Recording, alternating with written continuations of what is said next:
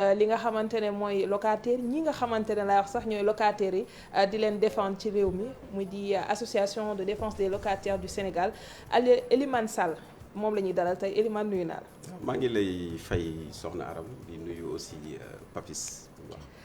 jërëjëf Papis maa ngi lay ziar. maa ngi lay fay Aram di la déwéniti di dalal suñu gan Sall di ko tooñ di wax ne donte liggéey bi bari na.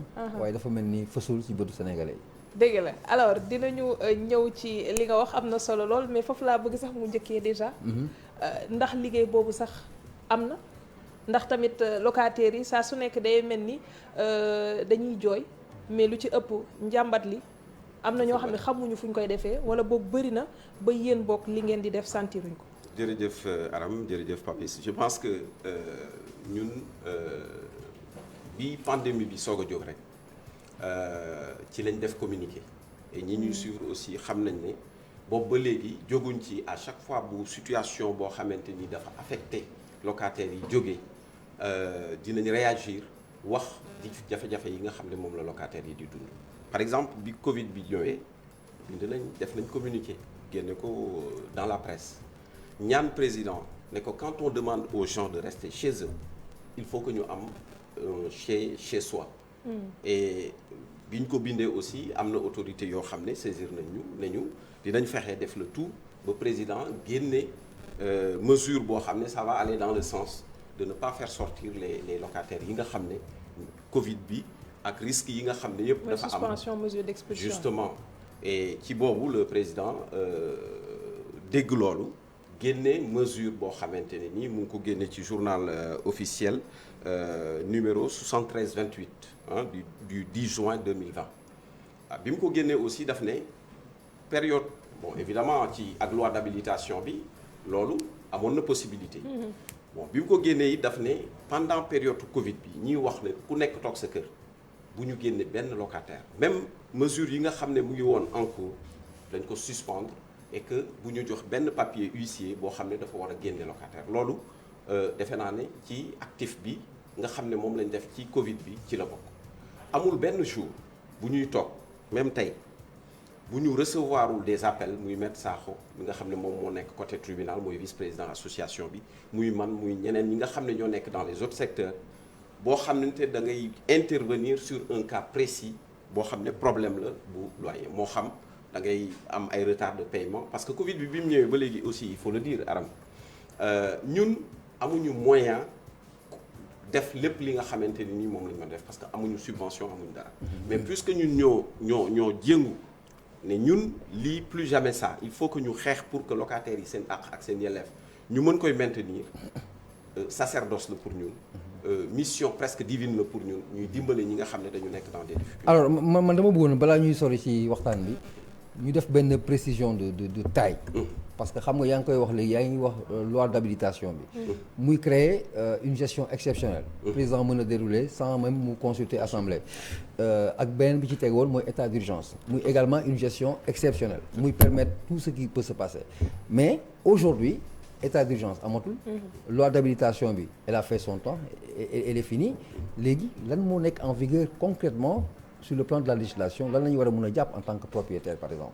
alors en tant que propriétaire actuellement la loi reprend son cours actuellement les audiences ñi nga xamante ne nii dañ leen doon servir ay assignation pour génne leen aujourd'hui ce matin bi may discuter ak maître Sakho dans son bureau rien que ñun au niveau de l'association données yi ñu yore ça tourne autour de 25 et 30 000 yoo xam ne ñoom recensé nañ leen au sein de l'association yoo xam ne ils sont dans une situation boo xamante soit seen liggéey affecté wu na ils étaient dans le secteur de l'hôtellerie ou bien ñu ngi woon ci affaire restauration même ñoo xam ne ñu ngi ci événementiel. mais loolu après li la loi bi Papis wax la wala avant ngeen comptabiliser chiffre xam nga loi bi dafa ñëw fekk ñoo xamante ne nii par exemple dañu leen mettre en chômage technique par exemple Mbour am na ñoo xam ne ñu ngi dans le secteur hôtelier dañu nekk en chômage technique carrément koo xam ne dëkk na ci kër di fay plus de 10 à 15 ans loi bi pandémie bi ñëw ñu mettre la en chômage technique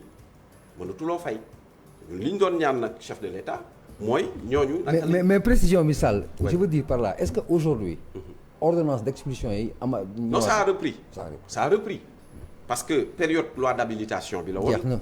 jeex na donc fi mu nekk nii léegi ña nga xamante ne nii bi président jëlee parce que piège la sax boo xam ne presque ñu bari dañu daanu ci biir parce que buñ ne bu kenn fay non bu kenn génnee locataire dafa am ñu defoon confusion que ni président daf ne bu kenn fay alors que président musul wax bu kenn fay ñi am moyen wu fay dañu war a fay mais am na ci ñoo xam ne nag bien que ñoom lay défendre dañu toppoon situation boobu profité ci léegi nag mu am cumul boo xam ne daf leen topp aujourd'hui ñu bëri ñoo nga xam ne fayuñu woon ñu ngi leen jox ay assignation ay sommation ñu war a daw derrière des arriérés de 3 à 4 mois te pandémie bi ba léegi dem waaw pandémie bi demagul mais tey la waalo gën a aay su ma ko sañee wax ndax lim bi gën na yokku ñenn ñi peut-être activité économique mi ngi dooraat ndànk-ndànk am na ñoo xam ne reprendre nañu seen activité mais est-ce que dafay tekki ne yéen da ngeen di continuer waat di xeex pour que ñoo ñu mayaat leen délai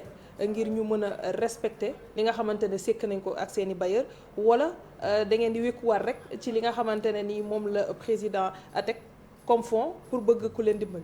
alors ñun li président teg comme fond déjà ñun ñaanoon nañ pour que ñu mën ci dimbale locataire mais li posé wu woon comme problème mais kan mooy locataire parce que soo waxee noonu ñu teg fi montant suba ñu xëy ku ci nekk naan man locataire la séddale boobu tam dana doy waar. foofu laa doon ñëw justement parce que amuñu base de données bu fiable ñun lecture bi ñu ci defoon mooy tey lii dafa war a interpeller état pour que mu jël en charge secteur bi réorganiser ko parce que boo xoolee amuñu tey base de données fiable pour xam dans les quartiers qui est locataire et qui ne l'est pas amul te ba mu leen intéressé tey registre national unique bi nga xamante ni nii ci la ñu basé wu pour joxe ndimbal yi sensibiliser chef de quartier yi pour ñu recenser ñi ñu war a jox ndimbal yi def nañ ko donc su fekkee am na une volonté politique réelle parce que bu fekkee da nga jël loi boo xoolee même la loi de 2014 c'était comme ça da nga jël loi ne population yi loi ngi ñi allez dem leen ku ci am problème na nga dem ci yoon am na ñoo xam ne yéeg beeg wàcc bi du leen ko jaral mais ñun li ñu proposé woon mooy ci Covid bi nii bu nga xamante ne mënuñu accompagner locataire bu nekk jox la parce que am na ci ñoo xam ne amuñu difficulté mais ñi nga xam ne dañu affecté ba seen dossier dem tribunal bañ nekk en voie d'être expulsé état bi mën na intervenir à ce niveau là ou bien ñu def ko sous forme de moratoire parce que borom kër gi aussi dafa def investissement pour mën a dundal njabootam parce que am na ñoo xam ne tey ci li locataire bi di fay ci la ñu yor seen kër investissement la donc du ñu ne locataire bi du leen fay te état du def dara état dafa war a accompagner locataires yi même bu dee système de moratoire muy fay di ci teg dara ba muy mat mais bu fekkente ne état dafa seetaan mbir mi parce que tey boo xoolee étude du ANSD bi wane nañ ne 54,4% des ménages de Dakar c'est des locataires et le problème est beaucoup plus présent à Dakar et à Mbour. li ñu ci wax sax mooy ne dafa am ñoo xamante ne ni am nañu jafe-jafe pour respecter li nga xamante ne ni mooy seen engagement ak seen bailleur am nañu jafe-jafe ci contexte bii pour li mais du ñëpp. ñëpp tey soo xoolee majorité sénégalais ñu ci bëri ñi nga xam ne jotuñu seen salaire régulièrement ñi nekk ci secteurs yi nga xam ne c'est des secteurs affectés ñooñu ñëpp ñu ngi ci ay jafe-jafe tey pour ne rien vous cacher tey bu ñu xoolee fii ak 1 mois 2 mois. on va assister à des expulsions à n'en plus finir. tey boo demee tribunal dossier yi mu ngi nii. waaw mais maintenant monsieur Sall est-ce que Covid du lu ñuy wax à bon dos. c'est-à-dire Covid moo xew ñëpp dañ si langaamu dans un premier temps mais boo arrêté tuuti xam nga 2014 ak léegi presque c'est 6 ans. tout à fait. Iba Der Thiam en rappel moo doon député bi impulsé woon cette réduction que loyer au Sénégal dafa nekkoon loo xamante ne c'était impossible. En 2014 le président de la République. promulguer loi bi ñu war koo appliquer ça n'a jamais été le cas et jusqu'à aujourd'hui les gens ont repris les tarifs antérieurs Covid bi ñëwaat est-ce que yéen faussé wu leen le combat au départ avant ngeen di gérer spécifiquement le cas de la Covid.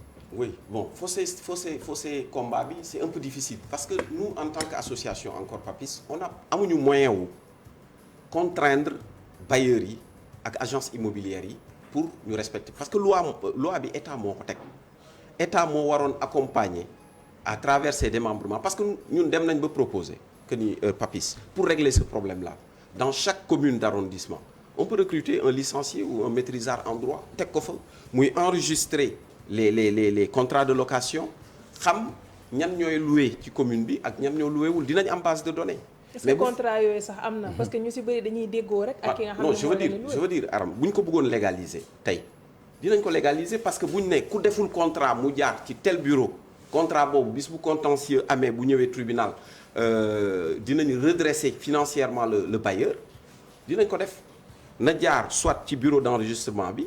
ñu xam base de données de chaque quartier ñan ñoo fi loué ak ñan ñoo fi loué wul de telle sorte que bis bu ñu jëkkatee ndimbal bëgg koo jox locataires yi nga xam ne dañu am ay problème dinañ xam fan la ñuy jubal directement beneen bi mooy Papis la loi de 2014 li ko ratel c'est un manque de suivi et nous association on def nañ comité de veille et d'alerte dans chaque quartier dans chaque région ki ñu fa amoon daan na alerter mais le ministère du commerce avait mis en place un numéro vert bu saturé tout de suite parce que la demande était tellement forte que nit ñi mënuñ ko woon a dékku beneen bi mooy on ne peut pas ñun faire la police devant les bailleurs et les agences immobilières c'est l'État qui a libéralisé depuis 1994 la gestion immobilière à travers les agences léegi ku mu neex nga ubbi agence. mais loi boobu mu ngi fii bu ñu nee tant de % 29 par exemple pour ñi nga xam ne 150 bi wàcc ci suuf ainsi de suite.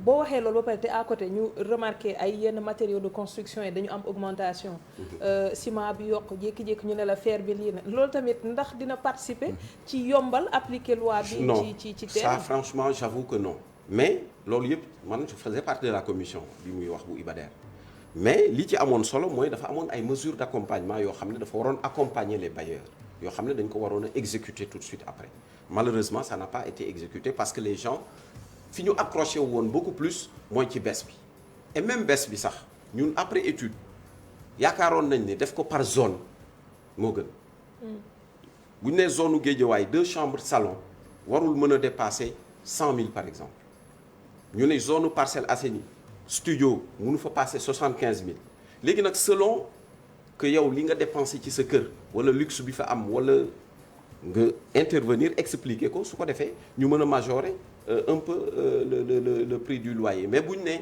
29%. mais est-ce que loolu am na cohérence dès lors qu'on a libéralisé. oui on a libéralisé. donc initiative privée la. tu peux avoir ton agence mais aussi tu peux construire ta maison. tout à fait mais quand tu construis une maison yow bu la neexee par exemple tu peux dire mais man je donne ça à 100 francs au lieu de 50 francs. mais Papis. comme c'est dans le principe de la libéralisation. je sais que mais bu boobaa aussi libéralisation vous m'excusez du terme sauvage lay doon parce que tey aussi. bu ñu nee la majorité des Dakarois 54,4% ñu ngi ci secteur boobu. mooy Sénégal yëpp. wala en parce toute démocratie que Sénégal démographiquement parlant boo génnee Dakar. justement li ci des du bari. et d'ailleurs si 54% sont concernés ça veut dire que c'est tout le Sénégal qui est locataire finalement. statistiques yi wane ne dans les régions il y a moins de problèmes. Oui. mais les pères de famille à Dakar 54% de ménages ay locataires lañ mais en toute démocratie état waroon na jël en charge question boobu accompagner leen dimbale leen bu fekkee libéralisation la. mais évidemment tey marchandise yu bëri boo demee jënd ko amoo droit ñëw rek ne lu ma neex laa koy jaayee dafa am quand même yoon yoo xam ne fa lañ koy teg. dañ koy encadrer. très bien léegi nag man d'accord naa nit ki am initiative propre personnelle ñëw investir dans le secteur du bâtiment ce qui constitue même quelque part un frein pour l'émergence économique du pays parce que bâtiment doo ko jox mu lekk doo ko jox mu naan te xaalis bi fay génnee dafa dem noo xamante ku am xaalis rek léegi tabax ngay xalaat. ñi nga xam ne amoon nañ bâtiment ñi ngay yëkkati léegi-léegi mu effondré wu parce que respecté wuñu les normes de construction donc secteur bi état bi daf ko war a jël en charge contrôler ko réguler ko ku ci investir ñu xam ne da ngay investir mënuloo ko amortir en 2 ans parce que tey da ngay ñëw construire ne affaire bi dafa cher loyer bi jot nga facturer locataire bi loo xamante bu fayee 2 à 3 mois dootul mën a avancer mu nekkati phase. boo xam ne contentieux dafa am yeneen i charge. je suis d'accord parfaitement am na ndox baa ngi ñëw facture courant baa ngi ñëw. je suis parfaitement d'accord Aram mais tey boo xoolee ñii soog a tabax mën nañ leen accompagner dans ce sens mais tey boo xoolee dans beaucoup de quartiers de Dakar surtout les quartiers yi ñuy wax les anciens quartiers Médina Point E et cetera mais location bi fa la gën a cher et quartiers yooyu ça date de quelle année. ñooñu ñi nga xam ne ñoo fay louer war nañ amortir bu yàgg donc. il faut que ñu xool yan bâtiment ñoo durer tant d'années war nañ amortir nañ fa agir ñi nga xam ne ñoo tabax bees te ñoom jotaguñu amaguñu retour sur investissement ñu accompagner leen état réguler ba de telle sorte que ñoom duñ ci gaañu mais locataires yi. mais est-ce que urgence bi aujourd'hui par rapport ak réaménagement yi ngay wax réorientation et tout ça est-ce que urgence bi du faire en sorte que loyer bi accessible maanaam sénégalais bi mën a fay d'abord quelles que soient les contingences le contexte mu mën a d'abord nekk en mesure financièrement mën a supporter le coût du loyer est-ce que loolu du priorité bi au lieu ñu glisser si ay réorientation parce qu'il y a une urgence aujourd'hui mais loolu mënuñ ko def tant que état intervenir parce que bu fekkee tey dañu bàyyi locataire bi ak bailleur bi ñuy contracter librement d'accord toujours il y a des risques d'abus parce que bailleur bi li muy bëgg mooy rechercher le profit et le plus rapidement possible locataire bi bëgg-bëggam parce que ñun encore une fois li ñu taxoon a jóg bañ ne dañuy xeex injustice parce que ku fayul parce que ci locataire yi am na ñoo xam ne quand même dëgg neex yàlla dañuy dajale ay arriérés yu bëri du ñu fay borom kër gi loolu moom ku yabu wax ko mais ñi nga xam ne ñu ngi fay régulièrement ñooñu nañ leen accompagner seen àq ak seen yelleef ñu bañ ci fel leen mais da ngay gis koo xamante mu ngi fay régulièrement mais borom kër gi du ko may jàmm donc li Papis di wax pour ñu réorganiser ko il faut état bi jël ko en charge ñu xool contrat yi lan moo ciy nekk ndax amul ay clauses abusives par exemple sama kër dama koy tëj à partir de 21h 22h amoo droit dugal fi nit wala ku lay seet ñu indil le problème wala nga am arriéré daan fay le 5 le 10 jot ñu ñëw couper ndox mi tëj robinet bi ne la doo root doo dem ci toilette yi par exemple ce matin on a eu un cas doo dem ci toilette yi mais naka la nit di dëkkee ci kër du dem ci toilette aujourd'hui ñu ngi wax question de propreté mais am na ñoo xam ne ñu ngi dëkk 5e étage dañuy wàcc ba ci suuf root ndox yéeg ak moom tous les jours parce que borom kër gi dafa bañ installer surpresseur ci kër gi donc locataires yi problème yi ñuy dund je pense que ñun voix lañ parmi tant d'autres yoo xam ne suñu waxul ci question bi du alerter état de telle sorte que mu jël ay mesures yoo xam ne c'est des mesures appropriées pour accompagner. deux questions rek Aram déjà benn bi fermé ñaata membre ngeen am comme association bi ñaata membre. alors jusqu'en 2019 vente des cartes yi yóbbu woon nañu à plus de 9000 et quelques membres. région compris. d'accord sur l'ensemble du territoire. sur l'ensemble du territoire maintenant. bokkul ak ñi nga xam ne nag du ñu membre parce que ñun exiger wuñ ku ñuy woo pour out renseignement wala conseil wala. c'est pour tous les Sénégalais c'est open pour tous les Sénégalais. ku ñu woo la ñu xam ci suñu mën-mën dinañ la ko wax orienté la. su jaree nga jël avocat am nañ un avocat boo xam ne mooy constitué wu et sans frais. gratuitement il s'appelle Maître Bassirou Sakho. voilà ngeen ci gagné. rien du tout sincèrement Papis man je pense que bu fekkee si vous avez bon souvenir fii yàgg naa fi ñëw. bi ñuy installé télé bi ak ñoom Mamadou Ibra Kane sama image yu li ñu doon revendiquer moo doon jàll en boucle ci journal bi donc loo xam ne la dañ ko gëm parce que dañ ne nit ki toujours booy jóg di wax na nga wax pour état am ku koy jottali problème yi nga xam ne moom la askan bi di dund pour que ñoom ñu mën a jël ay mesures mais am na benn question laaj boo xamante ne ça concerne locataires yi parce que très souvent dañuy porter jugement bi sur les propriétaires c'est vrai parce que ñoom moom ñu ëpp doole comparativement ak locataire bi mais le constat aujourd'hui da ngay gis benn Sénégalais comme man boo xam ne ñetti dërëm la am ñetti dërëm moom mooy moyen am ñetti dërëm mu dem bëgg louer loo xamante ne fukki dërëm lay fay est-ce que tamit loolu du problème bi également c'est un problème ça est-ce que loolu mooy problème parce que boo xoolaatee tu peux aller prendre loo xamante ne dafa correspondre ak say moyens mais si tu es nga complexé wala xaw ma ban réalité nga dem jël loo xamante ne yow wóor na la lii mënuloo ko fay est-ce que lu tam du poser problème parce que nit ki tam boo ko fayul il va finir par réagir également justement mais Papis man li ma bëggoon a indi foofu mooy ñun gis nañ ay locataires yoo xam ne daw cherté bi moo tax ñu dem ci banlieue bu sori tey boo demee fu mel ni Kër Massar wala nga dem Apix wala Tivaouane Peulh presque prix ya fa am mooy prix yi am ay Guédiawaye Parcelles Assainies ak yenn zones yi parce que dañ lay jox 2 chambres salon ne la 125 000 entre 125 et 150 000 donc je pense que laisser aller bi ci am c'est parce qu'il y a l'absence de contrôle de l'État parce que tey yow boo ça c'est pas raisonnable par exemple 2 chambres salon 150 000 à Kër Massar c'est pas raisonnable. je trouve que non parce que nit c'est quoi le barème idéal c'est quoi par exemple à ton avis. est-ce que Papis mi bëggul nekk di louer. soo demee bailleur la sax aw ma sax 1 mètre carré soo demee bailleur la mais je pense que loolu les experts immobiliers ñoom ñooy def li ñuy wax les surfaces corrigées selon zone bi selon ni mu si c'est bien desservi wala dafa jege géej wala dafa accessible mais xam nga ni tey fu mel ni Kër Massar wala fu mel ni Tivaouane Peulh jegewul centre ville. bu fekkee da ngay dem foofu ñu ne la 2 chambres salon 125 000 kooku quand même doy na waar nga war fa jógeeti jël transport ñëw liggéey si Dakar te Dakar dafa concentrer presque service yëpp donc nit ñi même bu ñu amee kër fu sore il faut ñuy obligé di ñëw di liggéey si Dakar donc léeg-léeg jël fu jege da leen di gën a arrangé mais man li may conclure foofu mooy mu tuut te teew moo gën mu bëri te doo ci jot il faut que bailleurs yi am na ñu ci raisonnable mais am na ñoo xam ne dañuy bëgg coûte que coûte am retour sur investissement ci ndoddu ki nga xamante ne ni moom moo gën a néew doole muy locataire bi. alors lenn loo xam ne bëgg naa fa taxaw dañuy wax cher na mais su doyoon du cher c'est-à-dire disponibilité logement yi aussi ça pose problème. xëy na looloo tax ki nga xamante ne moo ko yor di ci teg prix bu ko neex mais dafa am leneen loo xamante ne état da ko initié woon muy logements sociaux yi. 100 000 logements plateforme amoon fi nit yi war a inscrire. xanaa yéen am ngeen ñoo xam ne xëy na encouragé ngeen leen. dem ci loolu wala amoo leen aram ñun dañ doon buub ay nit di yóbbu.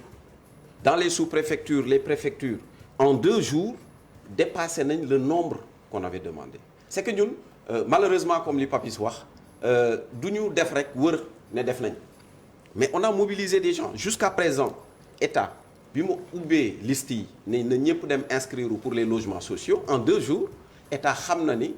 les besoins de logement sont là. parce que en 2 jours atteindre nañ ko ba dépasser ko ba multiplier wu. donc nit ñi am nañ soxla boobu mais malheureusement. jusqu'à présent enregistré nañ ñu ngi toog di xaar. mais pour régler la question dans le long terme effectivement c'est jouer sur l'offre et la demande. pour que mu am équilibre de telle sorte que ñiy louer am seen i kër ñoom itam ñu mais di nga gis père de famille yoo xam ne dañuy louer ba retraité ñoo ko seen njaboot du ñu am fu ñu jëm. parce que simplement dañuy jël. plus de 40% de leur salaire def ko ci war a daw nag maintenant ci njàng mi ci téléphone bi ci courant bi rawatina nag ci période pandémie bi nga xam ne père de famille yu bare entre Mbour Dakar ñàkk nañ seen liggéey. beneen préoccupation des locataires surtout en tout cas pour le cas de Dakar ñi nga xamante ñoom ñooy propriétaires yi dañoo dem ba benn moment dañuy bañ sax louer sénégalais dañuy louer les étrangers parce que ñoom ñoo gën a mën a fay. da ngay ñëw sénégalais tu as les capacités mën nga fay aram on te regarde tu es sénégalais non du mën a louer parce que Sall qui est gabonais comme ça par hasard moom lay louer est-ce que association am lu mu envisagé parce que loolu tamit c'est une injustice également. oui xam nga association c'est une discrimination. voilà c'est une discrimination et association bi dénoncé le mën Papis. parce que ñun mënuñu rester en justice. amu leen loo leen si non mënuñu rester en justice. et vous ne parlez pas beaucoup en plus. mais si pourtant on parle beaucoup hein peut-être que on parle beaucoup. amul mois boo xam ne duñu mais loolu c'est quoi ton avis par rapport à loolu situation boobu. c'est injuste. c'est extraordinaire moo lay wan ne c'est la recherche du profit sans raison souvent moo guidé yenn bailleurs yi parce que boo demee ba yow réew mi nga dëkk nga ne man du ma louer ñi fi dëkk. loolu quand même ñenn ñi mën nañ ko def ci seen expérience. louer peut-être ay sénégalais fay ñu ne pourquoi pas des étrangers. mais xam nga du sénégalais yëpp a yem parce que ñi nga xamante ni du ñuy fay. yoon daf la may bu fekkee fayu nga mën ko génne tey boo toogee 1 mois fayoo rek juridiquement yoon génne na la da ngay dem ci juge bi mu constaté ko rek pour bindu ordonnance d'expulsion mais bu fekkente ne yow da ngay def discrimination boo xamante c'est pas fondé ce n'est basé que sur la recherche du profit loolu quand même ñu ngi koy fustiger jusqu'au dernier moment et que aujourd'hui ci période pandémie bi ma profito ci tribune bi wax ko mooy ñi nga xam ne dañoo ñàkk seen liggéey ñi nga xamante ne nii tey dañoo am ay arriérés loyer ils risquent tous d'être dehors te bu boobaa li nga xamante mooy mesure barrières yi ak li nga xam ne moom le président demandé pour ñu respecter ko dina jafe. mais dimbali nit yi am na solo mais su fekkee dañ koy dimbali mu mel ni après comme ceeb bi c'est-à-dire coow li bëri kii naan jotuma si kii naan awma buñ ko naree def noonu tamit ci loyer nga dégg zone bi ne ñun suñu wàll ñëw suñ ñuy ñëw est-ce que tey taxaw ci fexe ñi nga xam ne ñooy liggéey am lu ñu war a mën a fayee gënul dimbali entreprise yi bokk dimbali yenn structures yi nga xamante ne ñooy encadrer loolu pour que loyer boobu noonu kii fa dëkk di war di mën a fay plutôt que ngay ñëw ba ci buntu këram ne ko am maa la jox montant bi pour nga fay suba mën na nekkaat ci jafe-jafe boobu. da ciy nekkaat sax loolu pour l'instant sax état mënu ko. parce que xamul exactement bu duggee tey Almadies fii wala Mermoz wala Médina ban kër kan mooy locataire ak kanut locataire tey dund bi par exemple rien que dund bi biñ koy séddale am na ñu saisir dañuy ñëw ci benn immeuble borom kër fukki borom kër ne fa parce que dañu loué ñu ne leen ñun immeuble bi benn dund lañ fi mën a dugal pour benn locataire parce que dañ ne kër gu nekk dañuy jox benn borom kër donc loolu ça a posé problème mais li ci gën a doy waar daal mooy état njàngat la war a jëlee ci pandémie bi pour que secteur boobu ñu mën ko réorganiser am base de données de chaque commune chaque quartier à travers les chefs de quartier. 2014 ba léegi données mënu fee ñàkk xanaa ba ñuy wax ba léegi am na xanaa réunion yoo xam ne peut-être tenir dañ ko pour xool évolution bi. je vous assure chaque année bu anniversaire bi jotee loi bi ñu ko voté ñu wax ci. je vous assure que jusqu'à présent amul kenn ku la mën a wax ne tel quartier tant de locataires ñoo fa nekk amul. léegi nag loolu dafay fausser li nga xamante moom la war a état war a jël en termes de politique de planification pour mën a. est-ce que bu ñu def Aram 2 secondes c'est important. da ngay joxe question bi kon madame Pip. waaw question mooy est-ce que amul locataire ak locataire parce que locataire boo xamante ne comme Aram la mel patron la y a aucun souci mën na fay. mais est-ce que locataire bu ñu koy wax Sénégal mooy du néew di doole yi nga xamante ni soit c'est retraité revenu faible handicap ay contingence mais yu bëri est-ce que loolu taxul ñuy wax locataire que koo xamante ne il a 1 million de salaire. ça il ne nous intéresse pas. mais am na ñoo xam ne. daañu ñëw ci réponse bi ngeen may ma ko parce que publicité bi tamit war naa dugg bu ko defee ñu jàll ci journal bi. qui sont vos élèves? Bon, c'est un peu compliqué parce que naturellement la préparation ou bien la veille en fait le déroulement d'épreuves dans le cadre d'un examen aussi médiatisé que le baccalauréat parce que le bac quand même c'est différent des autres examens. Je pense que l'attention que le bac a de la part des Sénégalais, bon, les examens même dans le supérieur ne l'ont pas. Donc, ajouté à cela, il y a le contexte de la pandémie avec la suspension des enseignements-apprentissages, la reprise avortée du 2 juin, ensuite ce qui s'en est suivi.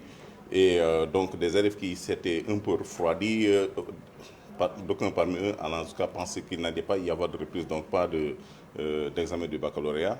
Et là, on est dedans. Bon, heureusement, depuis la reprise, les enseignants ont essayé de prendre en charge cet aspect psychologique par rapport justement à l'état d'esprit des apprenants et on les ont aidés à les replonger, comme on dit, dans le bain pour essayer de remobiliser autour justement de la préparation des examens. Le quantum horaire est réduit par rapport à ce qui devrait être... mais il y a eu des corrections parce que, notamment en ce qui concerne la philosophie, et je pense que c'est le cas également dans d'autres disciplines, il y a un domaine qui a été donc enlevé, ôté du programme pour la série S. Il s'agit justement du domaine 2 du programme de philosophie qui porte sur la vie sociale. Il y a également le domaine numéro 3 portant sur épistémologie qui a été donc ôté du programme pour les classes 2L.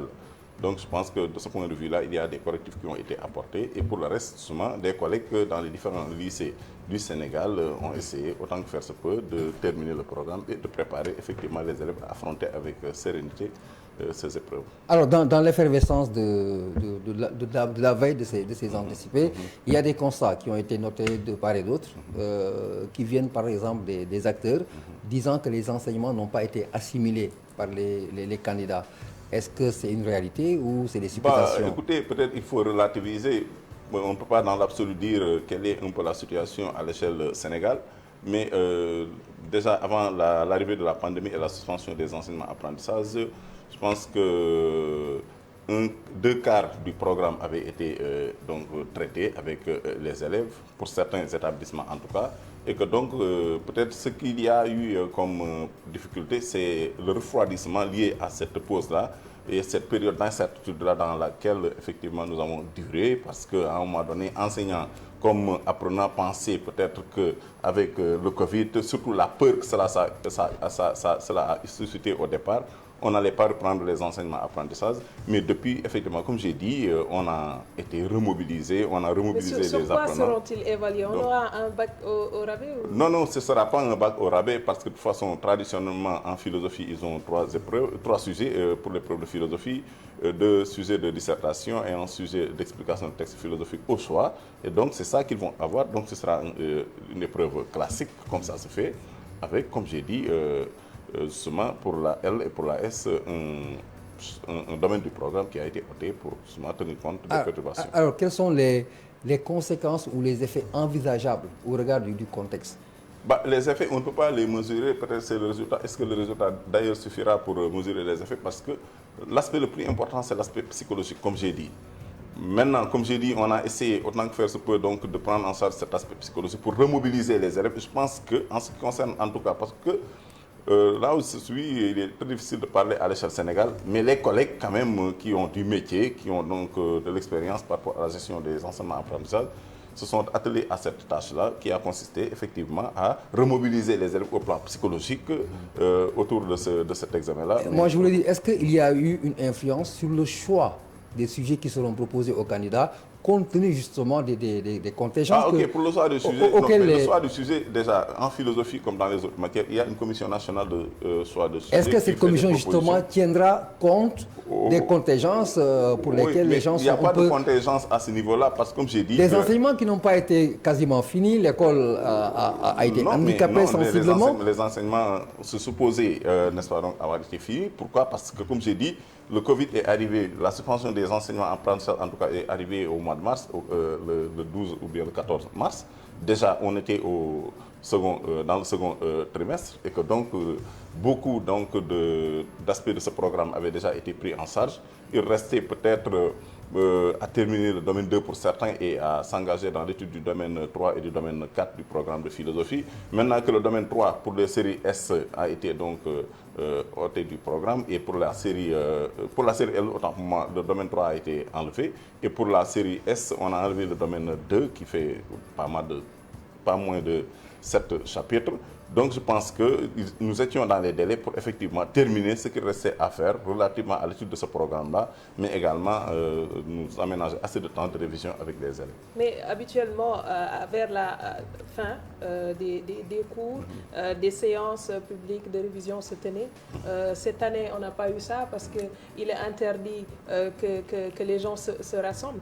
Mais comment faire aujourd'hui pour que ces candidats-là qui puissent être rassurés afin que cela ne puisse pas impacter leur morale quand ils seront... Mais écoutez, ces séances publiques de révision, comme vous dites, c'est certainement aux synthèses philosophiques que vous faites allusion.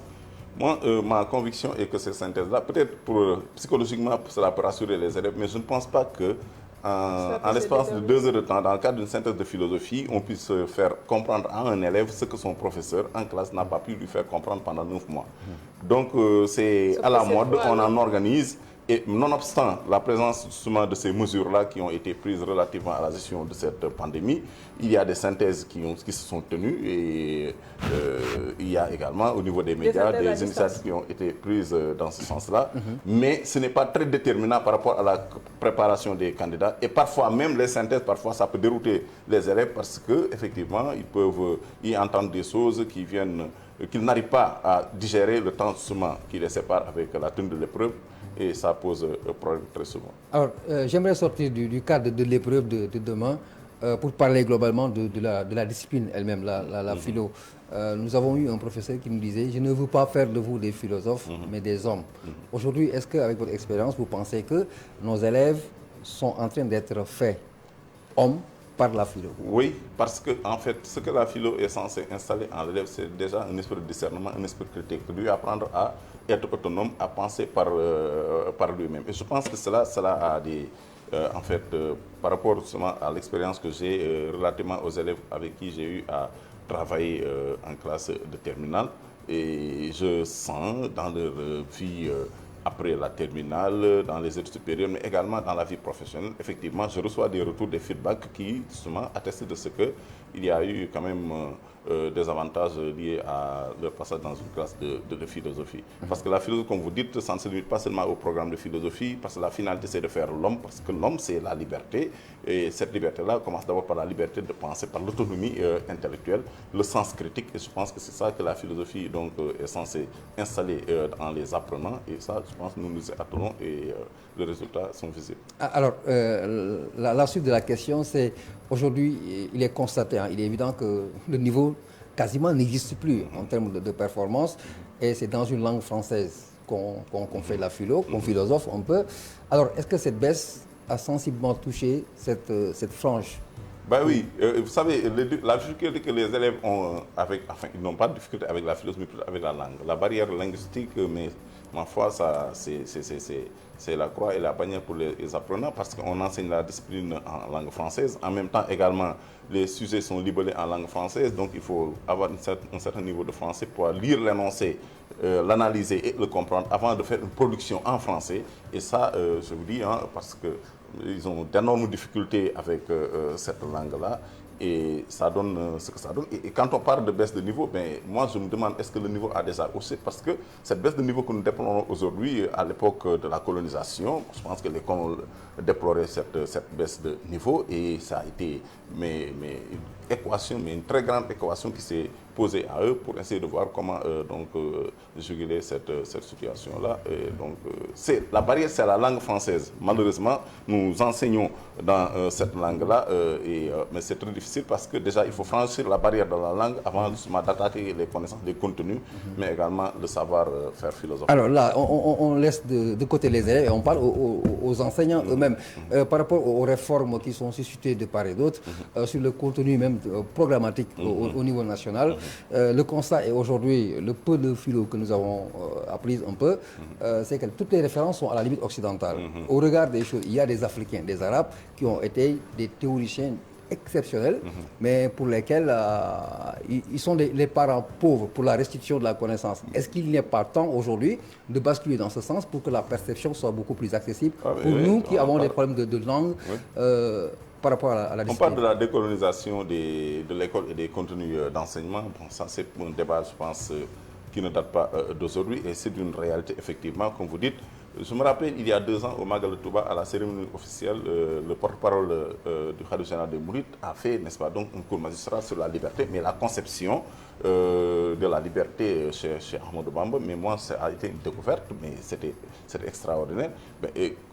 Qu'est-ce que vous voulez? Nous sommes dans une école française, avec des références, n'est-ce pas, en général, françaises.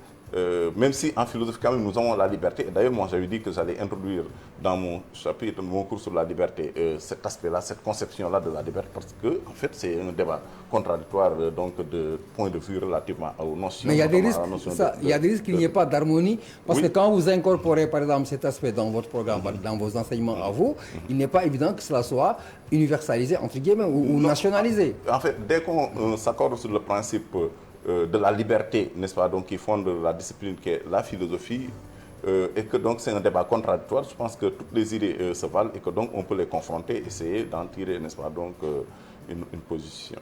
Je m'arrête aux épreuves parce que c'est important. L'Office du bac qui maintient la formule de toujours ou de tout temps. Les professeurs vont se déplacer pour pouvoir corriger. Et on est dans un contexte assez inquiétant. Et beaucoup se demandent aujourd'hui, est-ce que le respect du protocole sanitaire pourra se faire dans les conditions dans lesquelles évoluent certains établissements? Est-ce qu'aujourd'hui, vous n'avez pas des craintes par rapport à cette correction-là? Dans l'absolu, nous avons des craintes et relativement à l'obligation qui nous est faite, professionnelle, de procéder à ce déplacement-là pour aller à l'intérieur du Sénégal. Parce qu'il faut que l'examen quand même puisse s'organiser avec sérieux. Et on ne peut pas demander aux collègues qui sont à l'intérieur du pays de corriger le propre. Donc ces déplacements-là, je pense que c'est inévitable. Maintenant, bon, il faut des mesures d'accompagnement pour permettre justement à ce que le protocole sanitaire la date des examens a été fixée. Est-ce qu'il n'était pas possible d'effectuer des concertations pour réfléchir sur cela avant qu'on en vienne? Non, il y a eu des concertations et aujourd'hui, je pense qu'il faut remercier cette innovation de l'Office du baccalauréat qui consiste en ce que les enseignants savent 1 mois presque à l'avance où est-ce qu'ils sont affectés pour le bac. Ça leur permet de prendre des dispositions pour, par exemple, quelqu'un qui est affecté à Tamba, qui n'a jamais été à Tamba, qui ne connaît personne à Tamba, savoir qu'il va à Tamba 1 mois à l'avance lui permet de prendre les dispositions pour avoir, n'est-ce pas, donc, quelque part où se mettre quand il ira à Tamba. Et pour le reste, pour le protocole sanitaire également, à prendre les dispositions. Parce que aussi, qu'est-ce que vous voulez, nous sommes des professionnels et que donc, quelque part, en même temps également des citoyens et que donc, à partir de là, où l'État nous envoie, si c'est dans l'intérêt national, nous ne pouvons pas resigner à y aller. Le directeur de l'Office du bac disait également qu'il y a un reliquat de 17 millions qui devait être payé aux enseignants de la session de l'année dernière. Est-ce que cela a été effectué, cela a été épuisé? À ma connaissance, non, mais je pense que ça aussi, c'est des impairs qui vont avec l'organisation du bac et nous en appelons à l'office du bac, à l'État, pour que effectivement ces impairs, parce que quand même, mobiliser quelqu'un qui part pratiquement sur ses moyens, à part l'avance, à part l'avance qu'on lui donne, mais qui est dérisoire, qui part sur ses propres moyens, qui va donc à Ziguinchor, à Bunkiling, etc., à la frontière sénégalo-gambienne, pour aller donc corriger et puis participer au déroulement de l'examen. Il revient et un an après, on ne lui a toujours pas versé ses indemnités de déplacement, ça c'est problématique. Et les enseignants, chaque fois qu'ils vont en grève, en général, c'est lié à ces retards dans le paiement des indemnités du baccalauréat, alors qu'un accord avait été trouvé avec l'État du Sénégal et signé, disant que les indemnités allaient être payées au plus tard le 30 novembre chaque année. Donc il faut essayer de remédier à ça. Alors, je vais sortir des anticipés pour parler de l'avenir de la philo aujourd'hui. On demande aux Sénégalais de plus en plus de verser dans les séries scientifiques. L'avenir de la philo, en pensant également à cette barrière de langue qui est une réalité, qui pourrait peut-être décourager davantage ceux qui seraient tentés d'aller dans le sens de la philo.